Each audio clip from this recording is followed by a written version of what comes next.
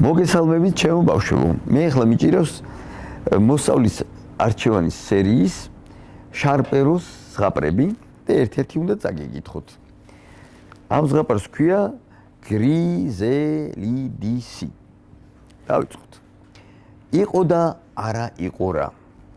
იყო ერთი ახალგაზრდა და ლამაზი ხელმწიფე, რომელიც ალპების გადაღმა იტალიაში ცხოვრობდა. ის ხალხს ძლიერ უყვარდა. მეფეს სრული ბედნიერებისთვის ცოლ-შვილიღა აკლდა. თუმცა მას ძალიან ეშინოდა ერთი რამის. ვაი თუ ცოლად მოეყვანა ისეთი ქალი, რომელიც დროთა განმავლობაში გაბოროტდებოდა. ერთ დღეს ნადირობისას მეფეს გზა აებნა და ტყეში დაიკარგა. ბევრი იხეტიალა და ბოლოს ერთ ბილიქს წააწყდა. გადაწყვიტა ამ გზას გაჰყოლდა. იარა და მიადგა ერთ მინდორს, სადაც ულამაზესი მწყემსი გოგონა დაინახა. შეგიძლიათ სასახლისკენ მიმავალი გზა მიმასწავლოთ? კითხა მეფემ მწყემს გოგონას. რა თქმა უნდა, უპასუხა მან. რა გქვიათ? უთხრა მეფემ. გრიზელიდისი, მიუგო ქალიშვილო. მწყემსი გოგონა მეფის სასახლისკენ გაუძღვა. გზადაგზა მეფე იმახსოვრდა ყველაფერს, თითოეულ ხეს, თასადუ მინდორს. მეორე დღეს ხელმწიფემ კვლავ სანადიროდ წასვლა მოიმიზეზა და იმავე გზას გაუყვა, რათა ის მწყემსი გოგონა ენახა.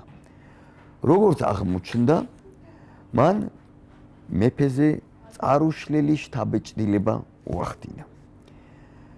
ხელმწიფე მწყემსი გოგონას სანახავად ტყეში ყოველდღე მიდიოდა. ერთ დღესაც სასახლეში დაბრუნებულმა თავის მრჩევლებს განუცხადა. დაქორწილება გადავწყვიტე, მაგრამ ჩემი რჩეული უცხო ქვეყნის პრინცესა არ არის. ის ჩვენი ქვეყნის მკვიდრია. ქორწილისათვის სამზადისი ისე დაიწყეს, არავინ იცოდა, ვინ იყო მომავალი დედოფალი. ქორწილის დღეს მეფე თავისი ამალით ტყისკენ გაეშურა. გრიზელიდისი ამდენ ლამაზად ჩაცმულ ქალბატონსა და რაინს გაოცებული შეჰყურებდა. იცით რომ თქვენი ხელმწიფე ქორწინდება? მიმართა მეფემ მწყემს გოგონას. დიახ, რა თქმა უნდა, მიუგო მან. და იცით თუ არა რომ მე ვარ მეფე და სწორედ თქვენი ცოლად შეერთვა მსურს? თქვენ? ჩემი ცოლად შეერთვა? გაუკვირდა გოგონას. დიახ, თქვენი, უპასუხა გახარებულმა მეფემ. გადაიხადეს დიდი ქორწილი. ყველა უზომოდ ბედნიერი იყო. გაუმარჯოს მეფეს, გაუმარჯოს დედოფალს, ყვიროდა ხალხი. უბრალო მწყემსიდან გრიზელიდისი დედოფლად იქცა. მის ბედნიერებას საზღვარი არ ჰქონდა, განსაკუთრებით მაშინ, როდესაც მეფეს აუწყა, რომ მალე შვილი ეყოლებოდათ. შვილი? გაუხარდა მეფეს. ყველაფერი კარგად მიდიოდა, თუმცა ხელმწიფე კვლავ შიშმა შეიპყრო. ფიქრობდა, ქალები დროთა განმავლობაში ბოროტები ხდებიან და ვაი თუ ჩემი ცოლიც გაბოროტდესო. ამიტომ, როცა დედოფალს ულამაზესი ასული შეეძინა, მეფემ საკრული გადაწყვეტილება მიიღო. მან პრინცესა დამალა და დედოფალს უთხრა: ბავშვი გარდაიცვალაო. თან უბრძანა: ამიერიდან შენს ოთახში ჩაიკეტები და არავის დაენახვები. რამდენიმე ხნის შემდეგ მეფემ დედოფალს განუცხადა, რომ შენთან ცხოვრება აღარ მსურს. შეგიძლია ცხვირის ფარს დაუბრუნდეო და დედოფალი კვლავ ღარიბ მწყემსად იქცა. გრიზელიდისი ბევრს ფიქრობდა, თუმცა ვერაფრით გაეგო, რატომ გადაწყვიტა მეფემ ასე. წლები გადიოდა, გრიზელიდის ცხოვრებს წყემსა და ხელმწიფე კი სასახლეში განაგრძობდა ცხოვრებას. ამასობაში მეფისა და გრიზელიდის პირშო წამოიზარდა. გოგონა დედასავით ლამაზი და გონიერი იყო. მეფის ასულს ერთი ახალგაზრდა თავადი ეტერფოდა. პრინცესასაც შეუყვარდა ჭაბუკი. მეფემ მათი სიყვარულის ამბავი რომ გაიგო, გაიფიქრა. ვიდრე ჩემი ქალიშვილი ამ ახალგაზრდაზე დაქორწინება, უნდა დავწუნდე რომ არც ის და არც დედამისი ბოროტები არ არიან. ამიტომ მათ გამოცდას მოუწყობ. მეფე ტყისკენ გაეშურა, გრიზელიდის იახლა და განუცხადა. გადავწყვიტე, ცოლი შევირთო. ნება თქვენია, უპასუხა გრიზელიდისმა. მე მსურს ჩემი მომავალი ცოლის მოახლე გახდეთ. თქვენი სურვილი ჩემთვის კანონია. უმორჩილიესად უპასუხა ქალმა.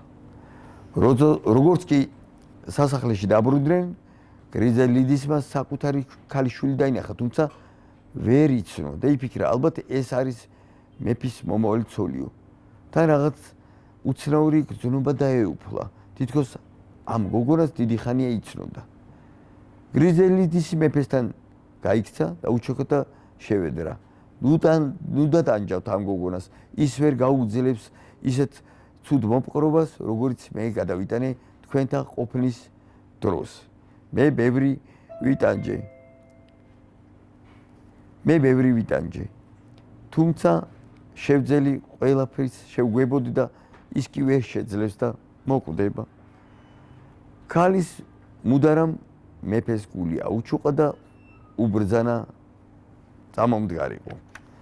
ეს ახალგაზრდა გოგონა ჩვენი ქალიშვილია.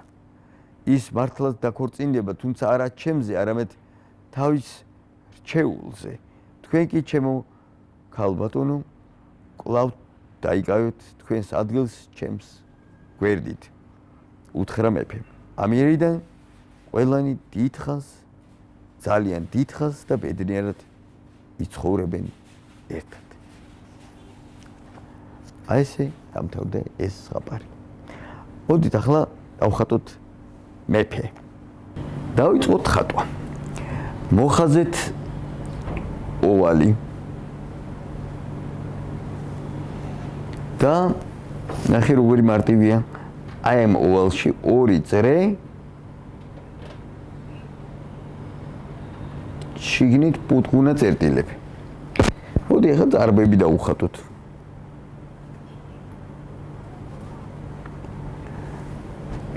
ასო ბერა ს რო დაწერო, აი აქ. უკვე ცხვირია. თავზე მეფის გვირგვინი.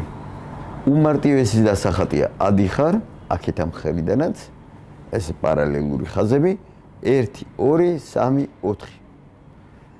უფრო ლამაზად რო გამოჩნდეს, აი აქ პატარა წერეებს დავუხატავ და 1, 2 ხაზს გავავლებ. და გვერდზე ესე თმები ჩამოუშვათ.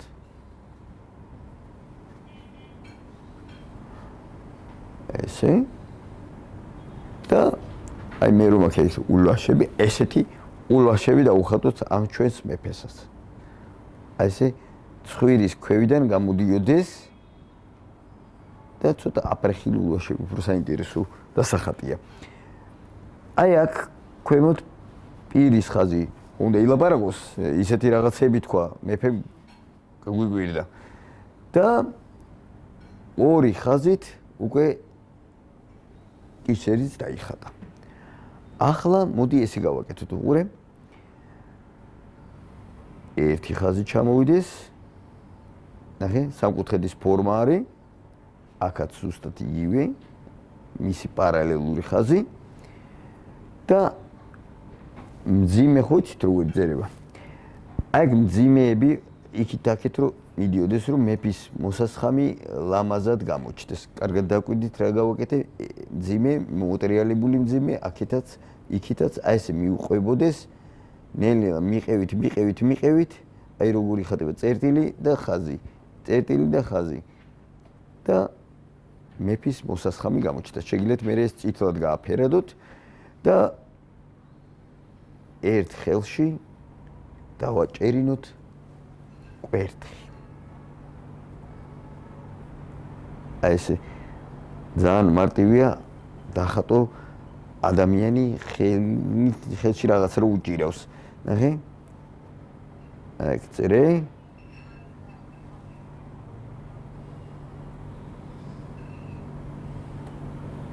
და ჯოხი. კარგი.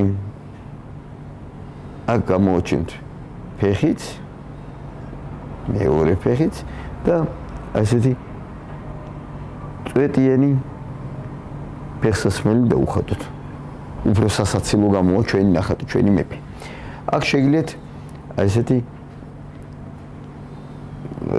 მისი დასაცმელი გავაფორმოთ ლამაზად. ნახე? და მეფეებს ხო ძვირფასი თვლებით მოჭედილი დასაცმელი აცვია ხოლმე. და დაუხატოთ ეს ლამაზე თვლები და შეგიძლიათ გააფერადოთ რაც შეიძლება ჭრელად და უფრო საინტერესო გამოვა ჩვენი მეფე. უფრო მდიდრული დასაცმელი ეცმება. აი მოსასხამის იქითა ნაწილი და აი ეს უცნაური მეფე გამოგვივიდა.